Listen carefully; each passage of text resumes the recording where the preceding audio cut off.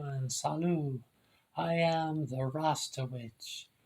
Here's where we learn the way of the Yan Sui Rasta, which is to say, my kind of Ital. Please subscribe and begin your own kind of Yan Sui witchcraft. All roads lead to Rome. Home. Okay, here we are. Today we are doing the 8s in the minor arcana of the tarot deck. Oh, these are some of my favorite cards. This is cool. I was kind of waiting for this moment. You know, this is my deck. These are some good cards. Okay, so the 8 cards. The 8 cards. Well, 8 is in the Kabbalah is the masculine side of the lower polarity, Chad. See my last video I did yesterday on the 3 polarities of the Sephiroth, and I'll leave a link in the description box. The corresponding Hebrew word for number 8, Chad, means splendor in English.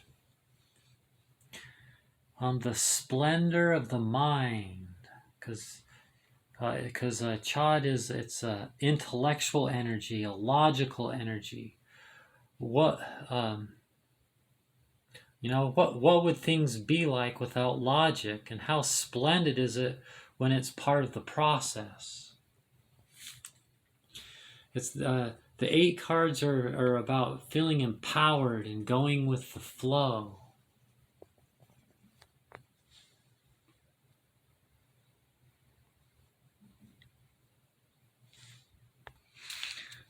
Okay, going along in the Kabbalistic flow of the tetragram, fire, water, air, and earth. We'll start with wands. Wands, of course, are fire energy, about action, doing, passion, creativity.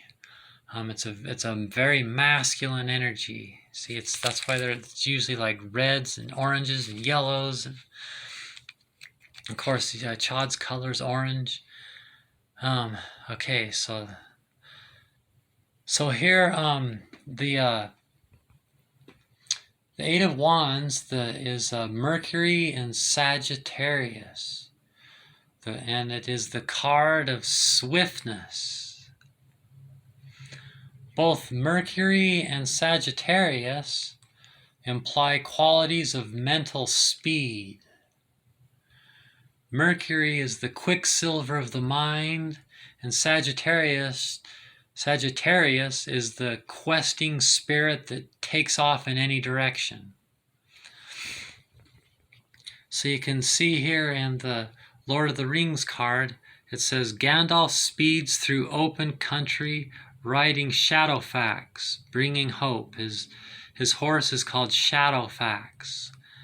So you know, when Gandalf is going really fast on Shadowfax, it's think, how do you feel? You're like, yes, go Gandalf, go.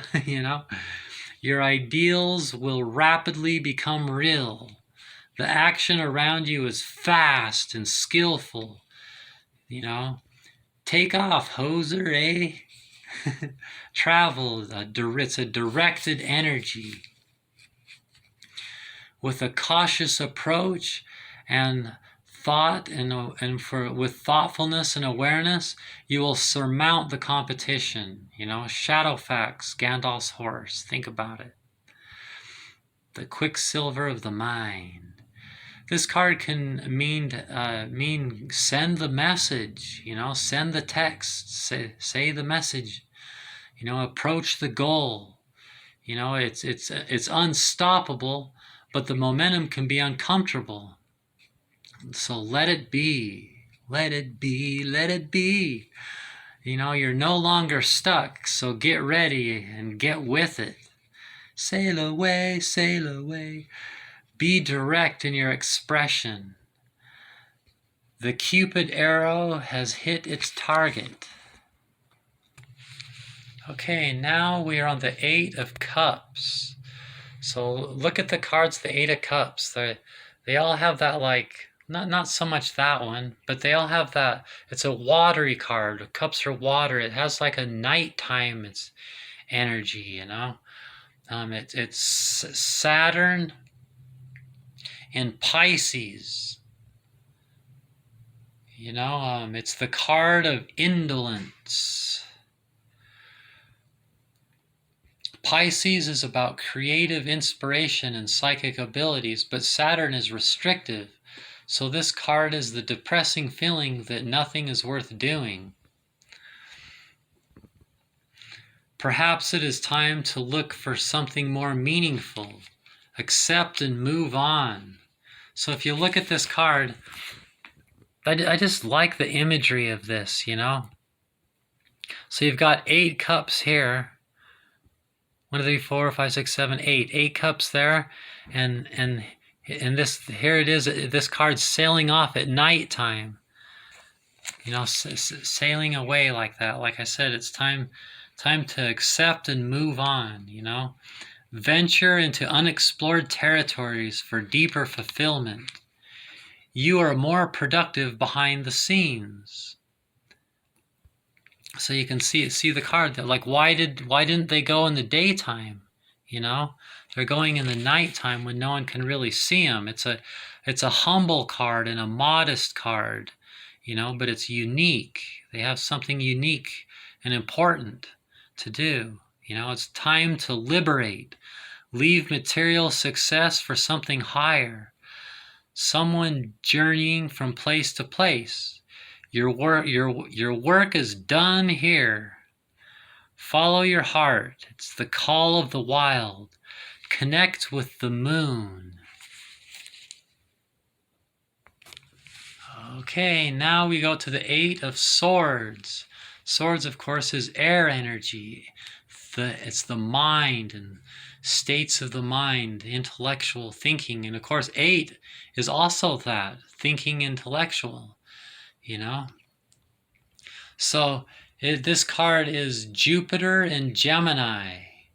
It is the card of interference.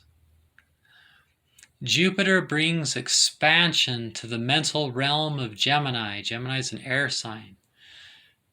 Excessive attention to what's trivial brings interference, not splendor. Remember, 8 means splendor. Don't be petty-minded. The mental anguish will make you feel trapped. Don't miss the bigger picture. So if you look at the card, I love this card because here you have a hawk. This is the crow's magic, 8 of swords. Here you have a hawk soaring around, and the hawk wants to come over this way, but all these 8 swords are making it trapped, so it can't come over here to this side. Publicly, this card can mean publicly restrained or held back. You know, because that hawk didn't put those swords there, someone else did. But oh, the splendor of liberation, and the truth shall set you free. Because if you look at it, you know, the card or this hawk could like sail around it. I mean, it's a hawk. All it has to do is just come, you know, above or below or like on any of the sides and come around the trap. You know, this was the logical path that it wanted to go through. You know, so it was like on a logical sense, it was trapped there, and it's kind of scary sometimes. You know, like being trapped in a room and they've got like knives and guns and it's all scary and everything, but maybe they're really kind of stupid and they keep turning their back and you can just escape, you know? So the truth shall set you free. Define your personality. Divert future sabotage. It can it means great care in some things are counterbalanced in equal disorder in others. Sometimes you only think you're trapped, but you're not. Avoid the noid. Okay, now we go to the 8 of coins, or the 8 of discs, the 8 of pentacles. It's called different things in different decks. Oh my gosh, when I get this card, I'm all, yes! It's like, it's like, because I really love crows. This is the Crow's Magic card. And it's, look at that collection of books. You know, it says, the one that says Crow's Magic by Londa Marks. Londa Marks is the one that created this deck, but also has that book. I want to get that book. Wow, that would be the most, if I were to get that for like my birthday or something, that would be the ultimate gift. I'd be like, thank you so much. You know, because there's so many books I want. I don't always remember about that one, but I really like this card. This card is the Sun in Virgo. This is the Prudence card. The Sun, so spotlight on Virgo. And Virgo is very meticulous in details and careful in their approach to their work. Virgos are prudent. I always think of this card, I think of the Beatles song, Dear Prudence, won't you come out to play? And on the White Album, it's a really good song. Hard work brings the reward.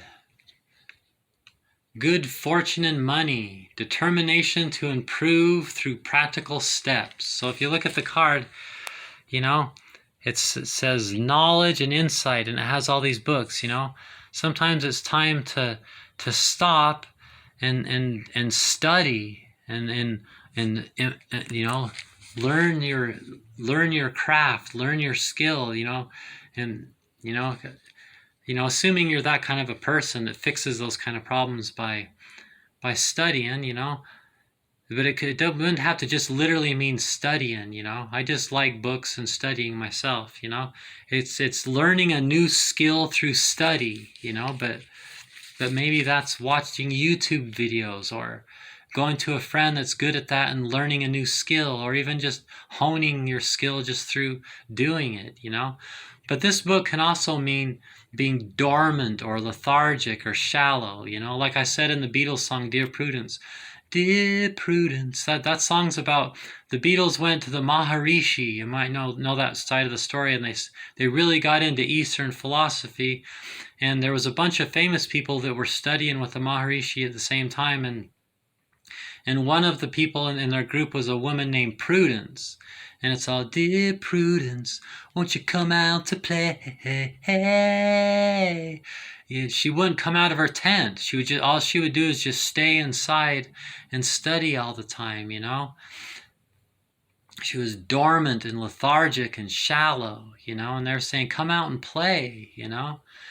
But most likely it's a card of being industrious, a skilled craftsman or an artist. You know, give yourself some credit. Just relax, Prudence. No one is perfect. You're good enough to love. Just keep working with no shortcuts, and then enjoy the results and satisfaction. Okay, so that was the 8s in the minor arcana of the tarot deck. So next we will do the 9s. Whoa, that's a pretty good one. And we're getting almost to number 10, huh? We'll be off the minor arcana. But I hope you enjoyed this, the 8s.